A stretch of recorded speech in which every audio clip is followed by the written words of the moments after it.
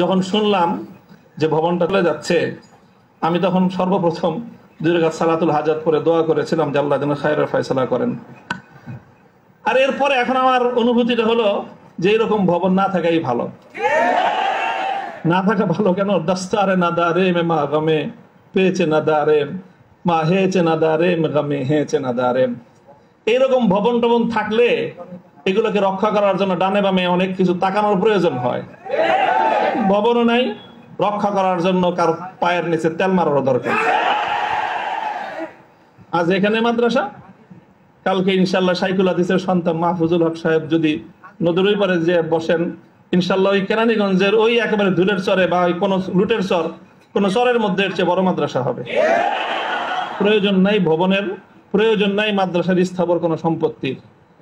ওই পুরাতন যুগে ফিরে যেতে হবে আমাদের। স্থায়ীভাবে আমি এই কথা বলতেছি। এই বিশাল বিশাল আলিশান ইমারত সাজায়ে, আর সেই ইমারতের মধ্যে সুন্দর সুন্দর আরামদায়ক বিলাসী রুম সাজায়ে সেখানে বিলাসী এলেম চর্চা। আমি এই কথাটা আমার কাছে খুব মনে পড়ছে, বিলাসী এলেম চর্চা। আজকে আমাদেরকে এই বিলাসী এলেম চর্চায় পেয়ে বসেছে। বিলাসী এলেম চর্চার পথ বাদ দিয়ে আমাদের আকাবের এবং আসলাফদের মতো সেই খেজুর গাছের তলায়, বট গাছের নিচে সালার চাটার উপর বসে আমাদেরকে কাল আল্লাহ কাল রাসূলের তালিম দেওয়ার সেই সবক গ্রহণ করতে হবে। তাহলে ইনশাআল্লাহ আমরা বাতিলের তখতে তাউসকে উল্টে দিয়ে সেখানে আমরা কালেমার ঝান্ডা সমুন্নত করতে পারবো।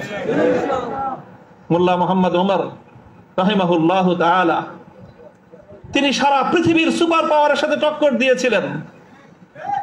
আমাদের বাংলাদেশের মতো কোনো গণভবন আর সংসদ ভবন, বঙ্গভবন কিছুই ছিল না।